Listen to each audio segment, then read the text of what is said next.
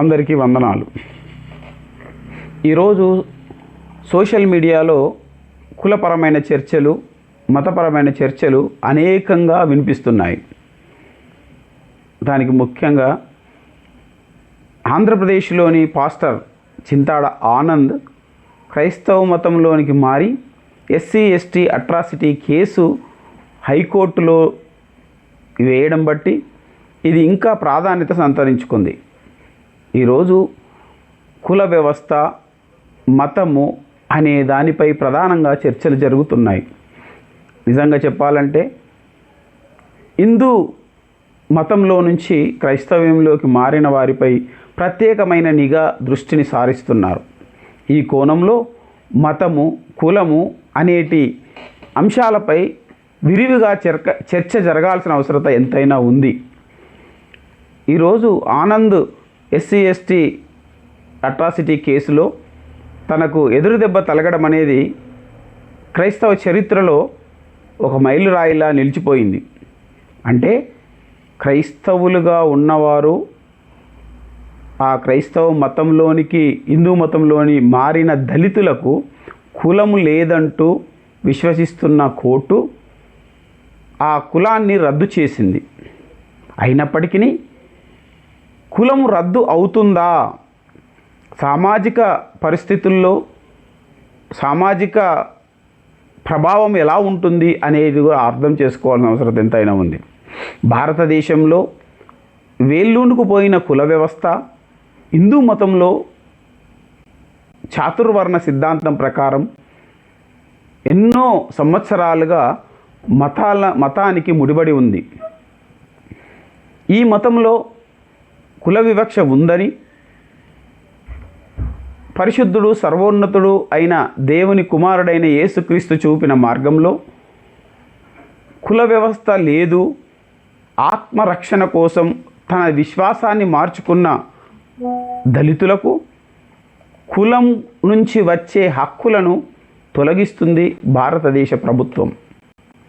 అంటే హిందూ మతంలో ఉంటే కుల వ్యవస్థ, వేరే మతంలోకి పోతే హక్కుల హరణ జరుగుతుంది. ఈ విషయమై ఆ కమ్యూనిటీ నుంచి మారిన ప్రతి ఒక్కరూ ఇబ్బందులను ఎదుర్కోవాల్సిన అవసరం వస్తుంది. నిజంగా ఒక విశ్లేషణ చేయాల్సిన పరిస్థితి అయితే కనిపిస్తుంది. భారతీయ క్రైస్తవ్యంలో కుల వ్యవస్థ ఎలా ఉంది అని ఆలోచించాల్సిన అవసరం ఉంది. భారతదేశంలో కుల వ్యవస్థ అనేది కేవలం ఒక మతానికి మాత్రమే పరిమితం కాలేదు. హిందూ మతంలో నుంచి పుట్టుకొచ్చిన ఈ కుల వ్యవస్థ అన్ని మతాలలో ప్రభావాన్ని చూపిస్తుందని చెప్పక తప్పట్లేదు. అది ఇక్కడి సమాజంలో ఎంత బలంగా నాటుకుపోయిందో సిద్ధాంతపరంగా కులాన్ని అంగీకరించని మతాల్లో కూడా ఆచరణలో ఉంది అని దాని ప్రభావం చాలా స్పష్టంగా కనిపిస్తుంది. ఈరోజు మనం భారతదేశంలోని క్రైస్తవ సమాజంలో కుల వ్యవస్థ, సామాజిక వాస్తవాలు ఏంటో తెలుసుకోవడానికి ప్రయత్నం చేద్దాం. క్రైస్తవ మత సిద్ధాంతాల పరంగా చూస్తే క్రైస్తవ్యంలో కులానికి అస్సలు తావే లేదు. అలాగే పవిత్ర గ్రంథమైన బైబిల్ ప్రకారము దేవుని దృష్టిలో మనుషులందరూ సమానులే అని, పుట్టుకతోనూ కులాన్ని బట్టి, వాళ్ళ హెచ్చుతగ్గులను బట్టి, వాళ్ళ జీవన ప్రమాణాలను బట్టి వివక్ష చూపడము క్రైస్తవ ధర్మం కాదు అని బైబిల్ చెబుతోంది. ఇది పూర్తిగా వ్యతిరేకం. ఇదే విషయాన్ని అపోస్తులుడైన పౌలు గలతీయులకు రాసిన పత్రిక 3వ అధ్యాయం 28వ వచనంలో ఒక మాట చెప్తాడు. క్రీస్తునందు యూదుడని కానీ, గ్రీసు దేశస్థుడని కానీ, దాసుడని కానీ లేదు, స్వతంత్రుడని కూడా లేదు, మీరందరూ కూడా క్రీస్తు యేసునందు ఏకముగా ఉన్నారు అని ఆయన చెబుతున్నాడు. అంటే బైబిల్ ప్రకారము, బైబిలు చరిత్రలో క్రైస్తవ జీవితంలో కులం అంటూ లేదు. మనుషులందరూ సమానమే. సమానత్వానికి పునాది వేసింది క్రీస్తు ప్రేమ. అలాంటి ప్రేమ కలిగిన, అలాంటి వివక్ష లేని క్రైస్తవ సమాజానికి వివక్షతో కూడిన హిందూ సమాజంలో నుంచి వచ్చిన దళితులు, ఇతర వర్గాలు, ఆ సమాజంలో కూడా ఈ ప్రభావము ఎంతో దారుణంగా పనిచేస్తున్నట్టు ఈనాటి సామాజిక పరిస్థితులు చూస్తే అర్థమవుతుంది. భారతదేశంలో శతాబ్దాలుగా ఉన్న కుల వ్యవస్థ ప్రభావం వల్ల హిందూ మతం నుండి క్రైస్తవ మతంలోనికి మారిన ప్రజలు తమతో పాటు తమ పాత గుర్తింపులను, పాత అలవాట్లను, పాత పద్ధతులను, పాత జీవన విధానాన్ని కూడా క్రైస్తవ మతంలోనికి తీసుకొస్తున్నారు. దీన్ని బట్టి క్రైస్తవ మతంలో ప్రధానంగా 2 విధాలుగా కనిపిస్తుంది.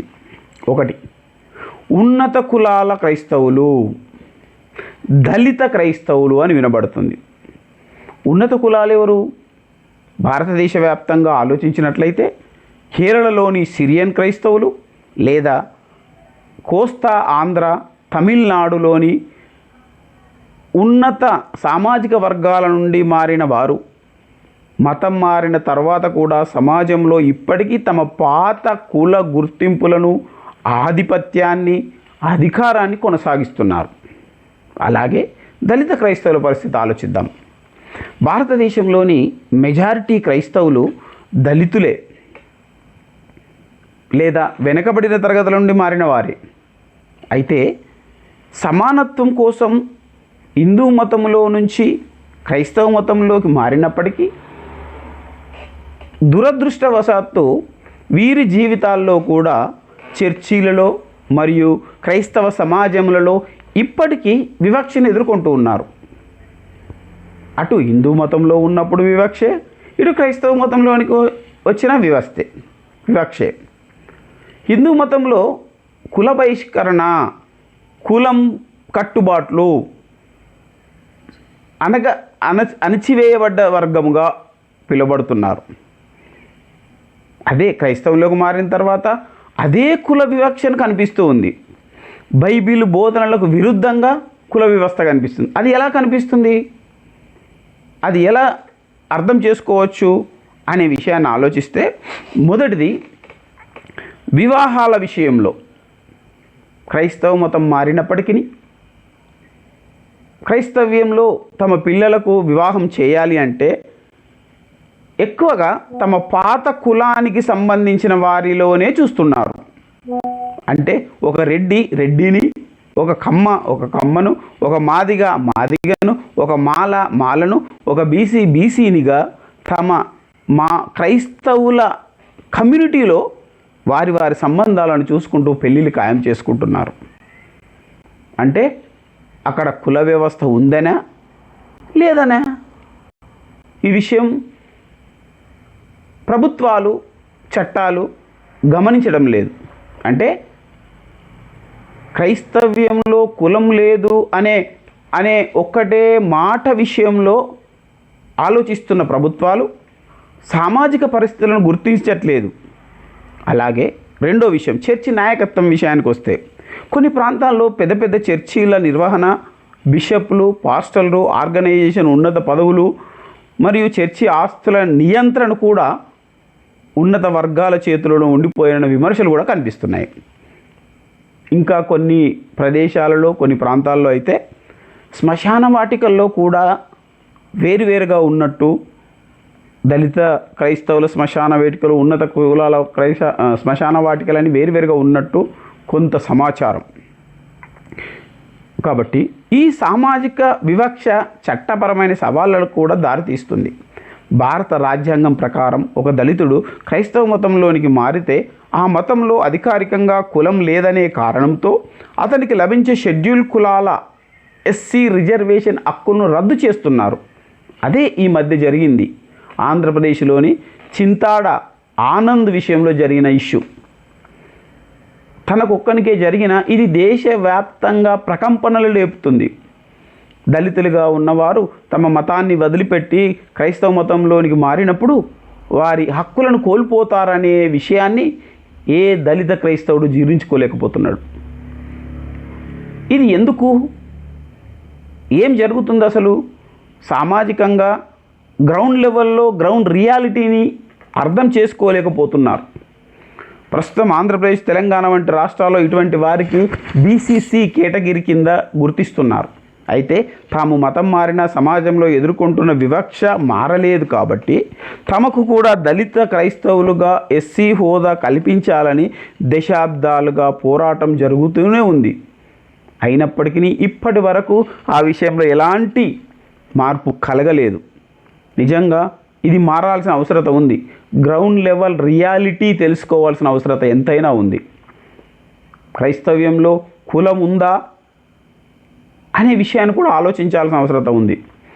బైబిల్ చెప్పే బోధనలో కుల వ్యవస్థ లేదు అని నమ్ముతున్న ప్రతి ఒక్కరూ తమ జీవితంలోనికి వచ్చేసరికి కుల సంబంధమైన ఆచారాలతో, కులము వారితోనే వివాహము, కులము వారితోనే సహవాసం చేస్తూ ఉంటే కుల వ్యవస్థ ఉందన్నట్ట లేదన్నట్ట అనే విషయాన్ని కూడా ఆలోచించాల్సిన అవసరం ఉంది. మరో వీడియోలో క్రైస్తవ్యంలో కుల వ్యవస్థ అనే విషయాన్ని ఆలోచిద్దాం. దేవుడి మాటలు దీవించునుగాక. వందనాలు. ఓకే.